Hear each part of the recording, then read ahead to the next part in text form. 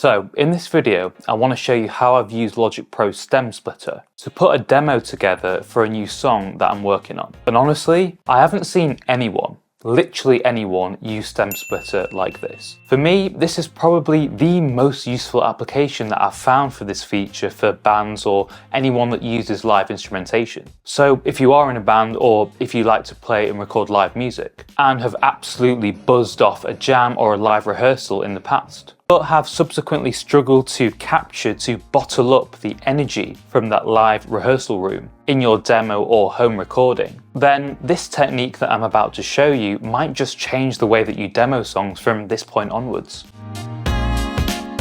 Alright, let me explain how we got here. At some point many months ago last year, I booked a 3-hour rehearsal with my old band at a nearby rehearsal studio. After the first few hours, the practice was going really well. We blasted through the set twice already. Everything was just locked in and it felt great in the room. So we decided to use the final hour to start writing something. A new song for the upcoming EP perhaps. So we began jamming, throwing ideas back and forth, and I remembered that I'd come up with a riff fairly recently. And at the time, I wasn't really sure where this riff was going to go and if I was even going to use it towards a song. I didn't really know what to do with it, so I started playing it for the band. I played this for the guys in the room and immediately my guitarist and my drummer spontaneously started playing along to that riff as if they'd heard the song 1,000 times.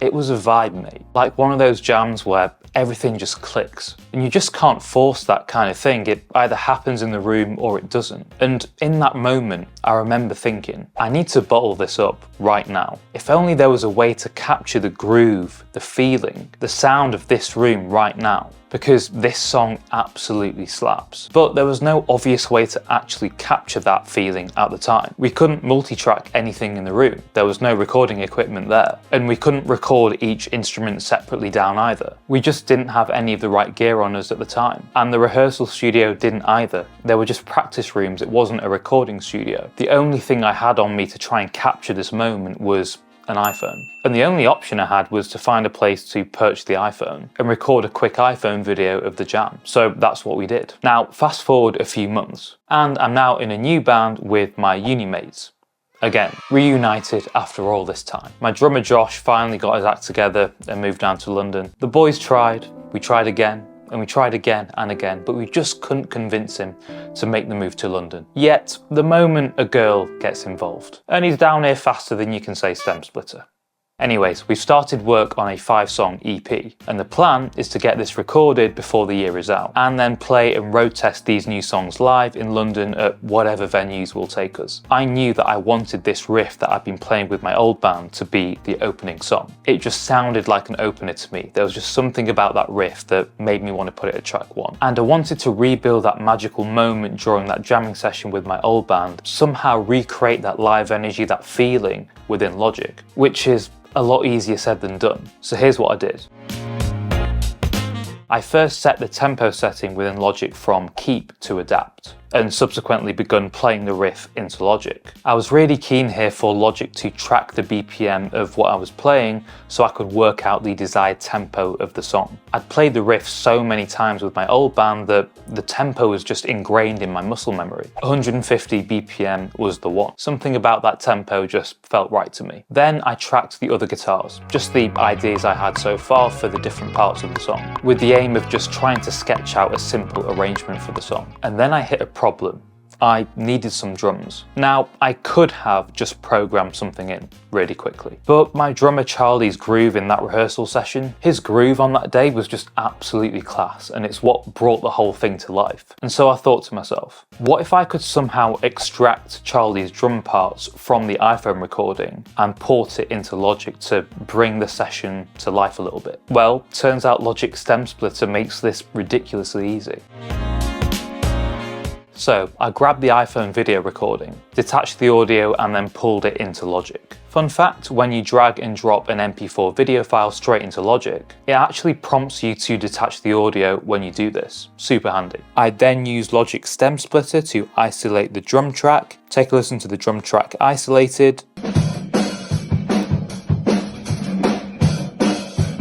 I then chopped out the best 8-bar loops that I could find. One that would work for the verse, one for the chorus, and one for the bridge section that I had. I also chopped out another small section of Charlie really going for it on the drums. The bit in that jam session where he moves to the crash cymbal and really washes it out, I thought would work really well for an outro for the song. Now, obviously, a live take from an iPhone recording of a live session is not going to be locked to a grid. But here's the trick. I could actually stretch the audio in Logic to fit my new BPM. Just hold Command and then drag your audio to the desired length. And if you really wanted to, you could probably quantize it so it was super in time. But for me, I quite like the groove that Charlie's drums brought to this. I then did some quick EQ moves on the track to bring out the kick and the snare, and listen to this.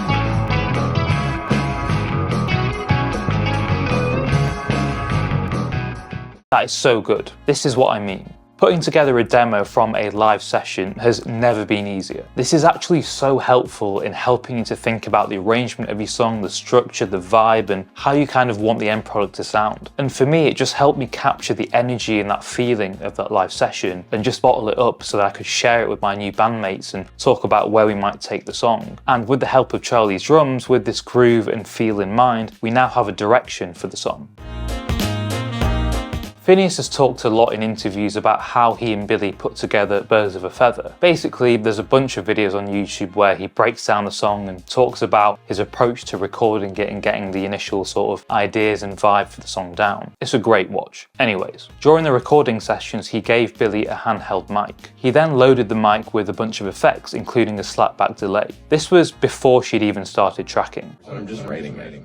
I think it's like a... And the reason for this was because the sound, the actual vibe that the slapback delay created was actually changing the way that she was performing the song. She was reacting to that slapback sound and the overall vibe that it was creating. Put more echo on it. I feel like it went away. I want you to stay. I want you to stay.